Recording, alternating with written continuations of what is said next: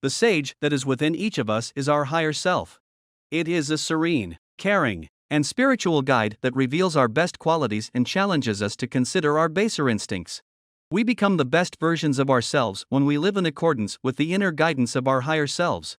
Our higher self is aware of our life's purpose and the potential we have to experience personal development and self-awareness in order to lead a happy and full existence. Today we will discuss what your higher self is. The higher self is the part of us that is calm, loving, and spiritual.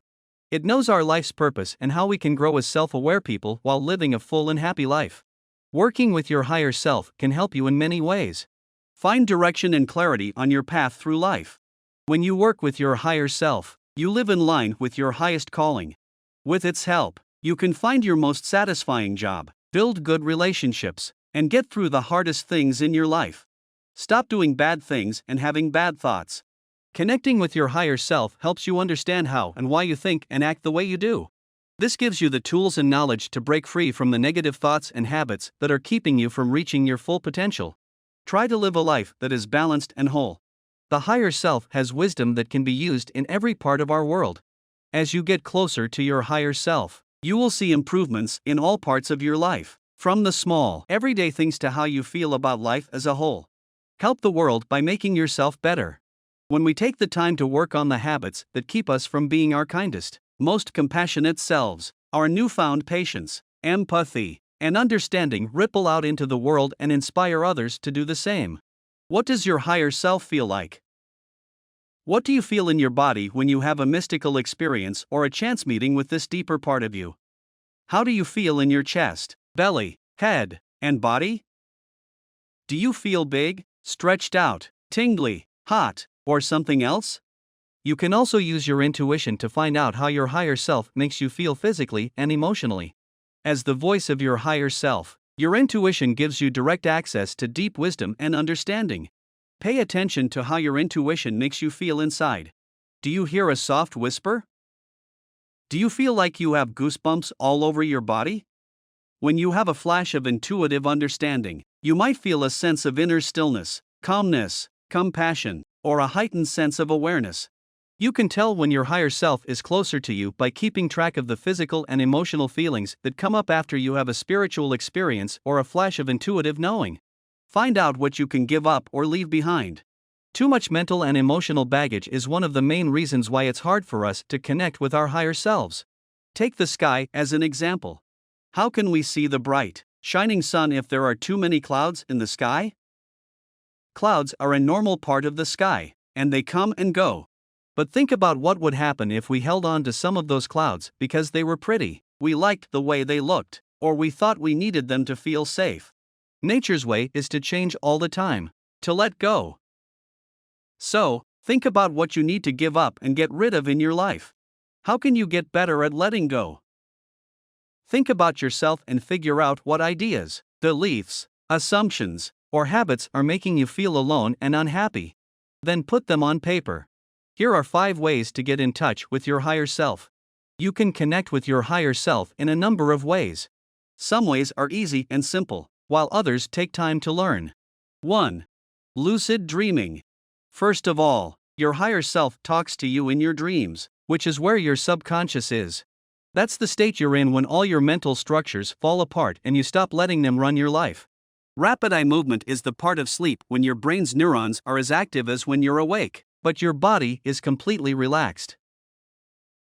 Most dreams that are easy to remember happen during REM sleep, which is also when you connect with your higher consciousness. Anyone who wants to grow their consciousness needs to start remembering their dreams and writing them down. 2. Meditation on the higher self. Higher self meditation is one of the best ways to connect with your higher self on a conscious level. Your higher consciousness is not something else. It is always there and has a high frequency of vibrations. When you feel love, deep gratitude, and forgiveness, you are living from your higher self-consciousness. So, the goal of the meditation is to help you connect with your higher self and then bring that connection into your everyday life. You're better than you think. You are more than just your body, which is limited by time and space. You know more than what you believe. 3. Astral Projection. Astral projection, also called an out-of-body experience, is another way to connect with your higher self.